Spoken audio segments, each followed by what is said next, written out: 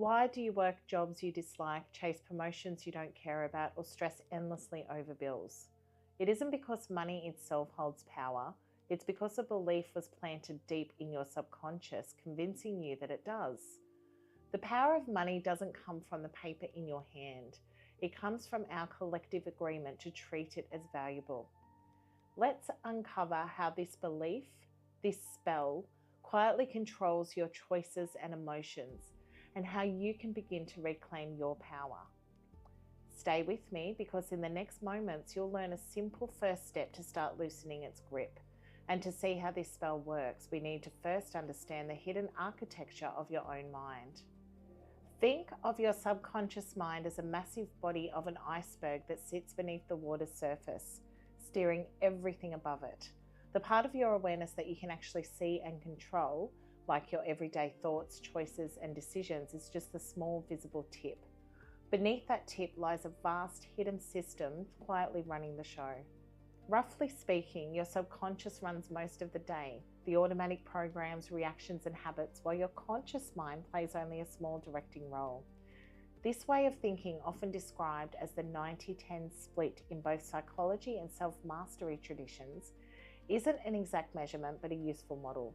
It highlights how much of your reality is being shaped by influences that you barely notice. The subconscious acts as a living archive, storing every moment of your life. The fleeting details, the emotional highs and the lows, the big traumas and the quiet disappointments. What makes this archive so powerful is that the past isn't simply stored, it's replayed. When something emotionally charged occurs, especially during childhood, it builds neural pathways that can last for decades. A child who felt ignored learns deep inside that love equals performance, and years later that seed shows up as hunger for constant validation. There are not logical decisions that you weigh in the present moment. They're programs etched into the subconscious, guiding what feels normal, safe, or necessary to you. The same mechanism explains why patterns you believe are conscious choices. Your taste in relationships, your approach to stress, even your daily spending habits often repeat themselves like clockwork. Neuroscience shows us that these patterns narrow your range of options long before you ever decide. Because money is taught as the ultimate measure of safety and worth, that message also gets recorded in the subconscious database. Over time, it begins operating automatically, as if scarcity or success were etched into your very sense of identity. When you step back, the architecture of the subconscious is less of a mystery and more of a code that keeps running, regardless of your awareness. And it's this very code that sets the stage for something even more unsettling: the way private beliefs can turn into invisible spells that direct your entire reality without even asking your permission. What if many of the beliefs you carry about success, security, and even self-worth were never chosen by you at all? Imagine them instead as programs quietly installed in your subconscious, the kind that run in the background and shape your behavior without any conscious approval.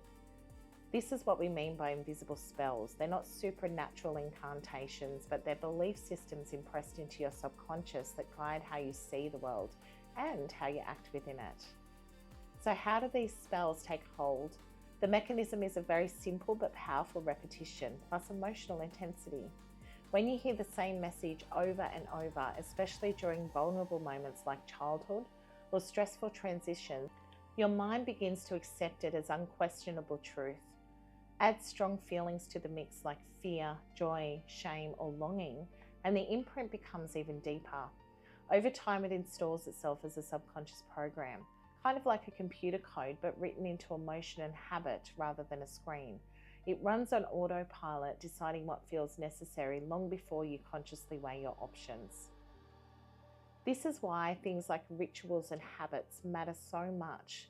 For thousands of years, rituals have been used to impress new patterns of the subconscious, whether through repetition, symbols, or shared emotion.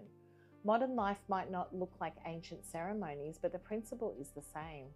Daily practices like skincare routines, exercise patterns, or even repeating affirmations before bed act as micro-rituals. Each repetition reinforces certain programs while weakening others. And when those repetitions are tied to emotional experiences, such as the pride of accomplishment or the fear of rejection, they carry even more weight. You can see the evidence everywhere. Social media, for example, thrives on these spells. You may think simply of sharing a moment from your life, but often this is deeply driven by an embedded equation: approval equals worth. Advertisements repeat similar patterns, linking happiness or desirability to a product, even during moments when viewers feel most open or insecure. Family traditions, school systems all work in the same way, encoding beliefs about money, success, and identity with each repeated message. Once set, these spells operate so smoothly that they feel natural, as if simply part of who you are. But here's the pressing question: if beliefs can be programmed through repetition and emotion, can they also be rewritten? That question becomes urgent when we look at one of the strongest collective spells of all: the belief in the value of money. Take a moment to really look at a $5 note. What you see is cotton fiber and ink or plastic in our currency, but there's nothing that you can eat or build with it or use for warmth. On its own, it has no objective material value independent of human belief. Its power is social. That single piece of paper or plastic works only because millions of people agree without hesitation that it represents value. History makes this even clearer.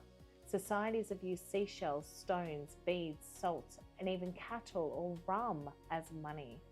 Today we use paper bills, metal coins, and numbers on a screen. The object itself is irrelevant. What matters is the collective promise behind it. $1 isn't valuable because of paper, it's valuable because everyone accepts it as a symbol of worth. This agreement, however, is fragile. When people lose faith in a currency, it can collapse almost overnight.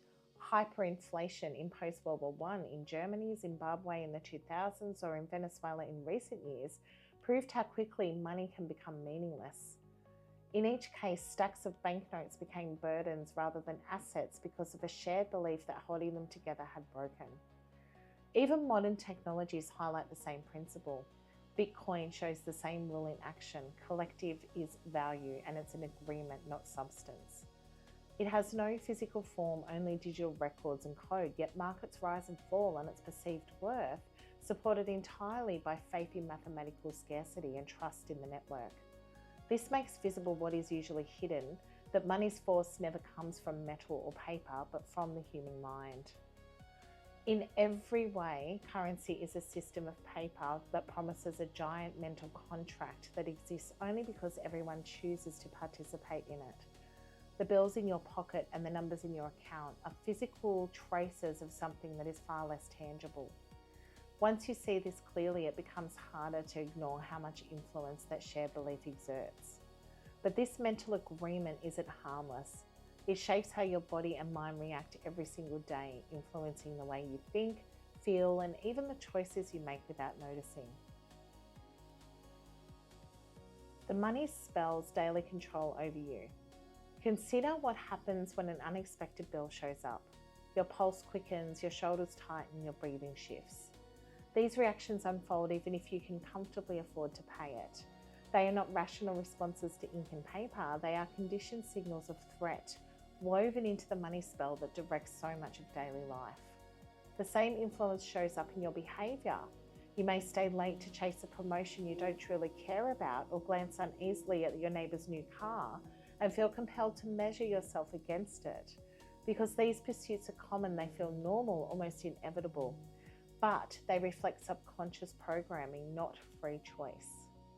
Research and psychological models link financial stress to the brain's threat circuitry, the same systems that respond when we feel endangered, which explains why symbolic pressures like debt or bills can provoke such a real physical tension in the body. This control extends into routines of modern work. Many people spend 40 or 50 hours a week doing tasks they actively dislike, enduring office politics and commutes, purely for symbolic currency that has no inherent worth outside of shared belief. Studies link money worries to similar threat and social pain responses in the brain, showing how financial insecurity can register both physical discomfort and emotional rejection. To your subconscious, losing money can feel as threatening as losing acceptance or even safety. Consumer culture reinforces the loop constantly. Advertisements suggest that products will buy you joy, confidence, or even love. Social media highlights curated images, selfies with a new watch, a car upgrade, or a vacation, implies status equals value. Each display creates another layer of reinforcement. The same subconscious reward systems that push you to seek financial gain are activated when you display it, tying worth and belonging to the image of what you own. Over time, your inner sense of identity can rise and fall with account balances or even possessions, even though those numbers and objects cannot define your actual value. In short, you feel money stress in your body because it's wired into an emotional survival system, which is exactly how a spell gains real power. And when you look closely, the money spell doesn't just direct your choices, it stamps each financial moment with a distinctive emotional pattern that feels very personal, but it is in fact programmed. Your emotions around money carry recognizable patterns that psychologists call emotional signatures. These signatures are not random moods. They're conditioned responses that trace back to subconscious programming. That flicker of fear before opening a bill, the surge of excitement during a flash sale, or that quiet pride when watching your investments tick upward all fit into this pattern. Each response feels personal, yet it was shaped by years of repetition, making financial emotions appear natural when they're actually programmed. The root of these signatures often lie in childhood. Parents' tension around bills, the celebration of a raise, or subtle comparisons to wealthier neighbours form vivid impressions in a child's mind. Over time, these repeated moments create emotional templates that influence adult financial habits. Neuroscience research shows that financial threats engage brain regions tied to fear and threat. Neuroscience research shows that financial threats engage brain regions tied to fear and threat, like the pineal gland, sometimes more strongly than any physical dangers. This means your nervous system can interpret a late payment notice as if there were real-world danger, activating the body's stress response and clouding clear thinking. Not all these signatures are negative, though. Positive associations with money also reinforce the spell's grip.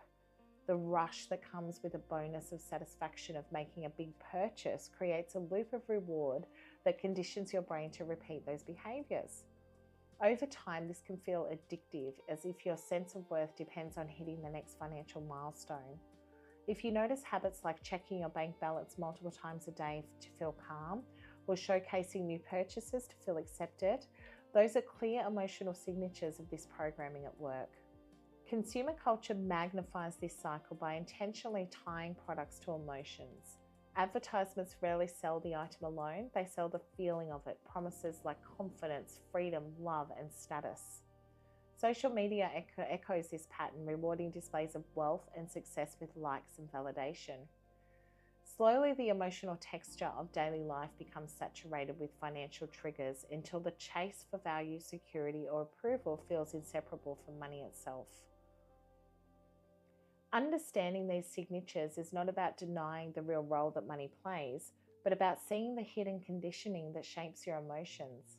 And once you see the patterns, you can ask the deeper question, what happens to this emotional architecture when collective belief in money itself begins to falter? When beliefs collapse, breaking the spell begins with a single realization.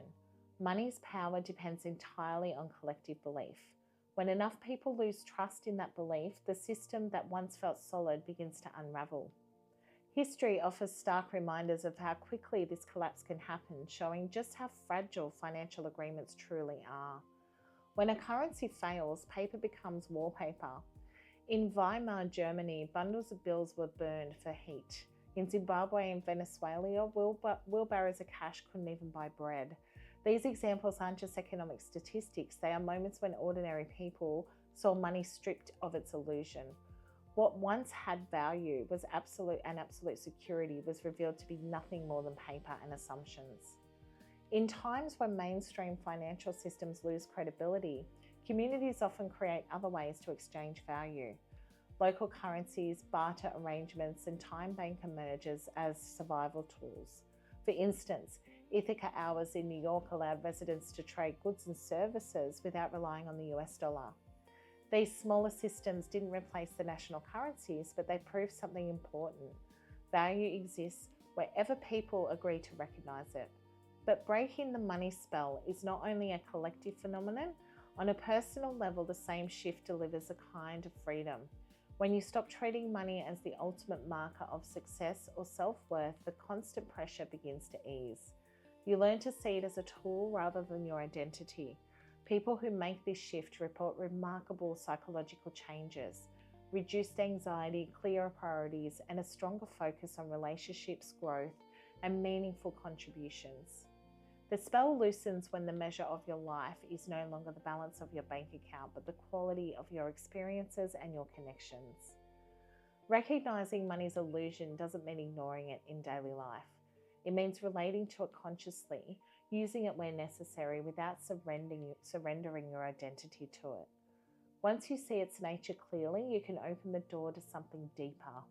The possibility of rewriting the very patterns that tied your worth to it in the first place. And that is where the real transformation begins. Rewriting your financial programming starts with seeing clearly that the patterns you live with today were learned, not chosen. They were installed gradually through repetition, emotion, and just like any other subconscious script.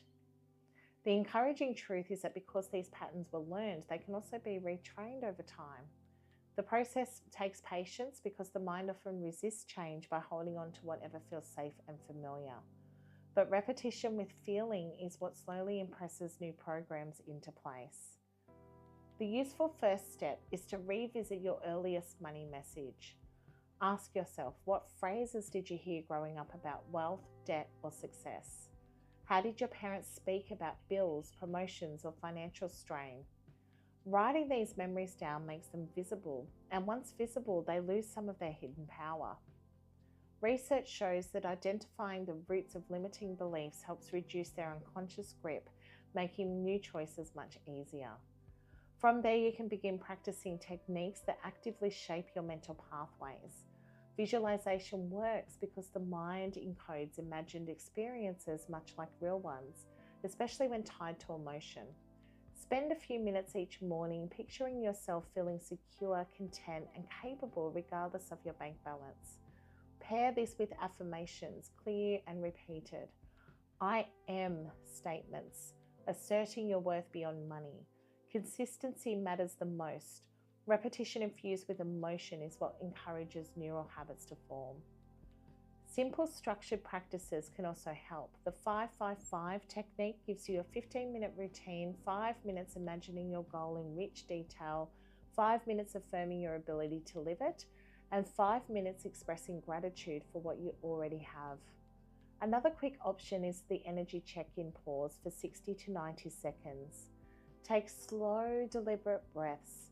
Notice one financial emotion that arises and gently reframe it. Both strategies work because they combine ritual, repetition, and feeling, the same ingredients that created the old programs in the first place. It's important to remember change is gradual. A few days won't erase deeply held conditioning.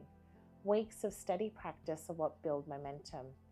Add this to a daily gratitude habit, documenting relationships, creations, or moments of beauty that exist outside money's reach over time. Your sense of value will shift. As these small practices take root, the spell's hold weakens. Money becomes just one tool among many, no longer the measure of who you are. And that shift deepens, the possibility becomes into view, redefining values itself on terms that are truly your own. A new relationship with value. Imagine your day being weighed by what it's worth, but not by income. By what you felt alive to you, your conversations, your moments outdoors, or the creativity that flowed from your hands. Living beyond the money spell means shifting how you measure value, acknowledging the richness around experiences that carry no price tag yet leave you deeply nourished. A single meaningful exchange with a friend, an unhurried hour under the open sky, or the satisfaction of making something yourself can outweigh any financial gain. Your attention and energy are the currencies that actually determine your life quality. Where you invest them shapes the texture of your days more than numbers in an account ever could. Yet society continues pressing the old program. Commercials point towards products as happiness, social media parades luxury as success, and even family expectations can suggest income equals worth. Because of this constant push, the shift requires vigilance. You must return again and again to your own standard of value to avoid being pulled back into patterns built on comparison. People who've embraced this new relationship with the value often describe feeling steady and lighter, as if worry no longer dictates their choices. They take joy in what is simple and present, meals shared without hurry, learning a skill for its own sake, offering their time to community projects. Anthropological research confirms that this is not an isolated idea. Many cultures have long measured prosperity in health, relationships, and other things rather than accumulation, reminding us that money is not the only framework for value. Around the world, practical alternatives to prove the same point. Time banks where an hour of service can be exchanged for another skill sharing network, and community food initiatives all function without traditional currency. They work because participants agree on different measures of value. The agreement itself, not the medium, is what allows exchange to happen. This kind of reframing shifts how you approach work and spending. It doesn't deny practical needs, but it untangles your identity from possessions. You decide not based on status, but alignment, choosing what nourishes your life instead of what confirms an image. Tonight, try giving 1 hour of quiet time without monetizing your attention. Notice what it feels like to tend to your inner world with no price tag attached. From that simple experiment, a path emerges, one that invites you to look more closely at how much of your reality is built on belief, and how those shared beliefs carry more weight than we often realize. Money's force endures not because of paper or numbers, but because we all agree to believe it. That belief is stored in your subconscious, running daily routines and emotional reactions. The crucial point is this: what was installed can be rewritten through steady, intentional practices. One simple place to begin is the 5-5-5 technique, visualizing security, freedom, 5 minutes affirming your worth, 5 minutes expressing gratitude. The small rituals like this daily replace old scripts with new ones.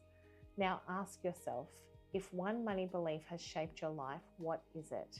Share a line in the comments. Real abundance begins inside the time that you give to relationships, in your attention, in the creativity you nurture, and those are the things that you can start changing today. Thank you.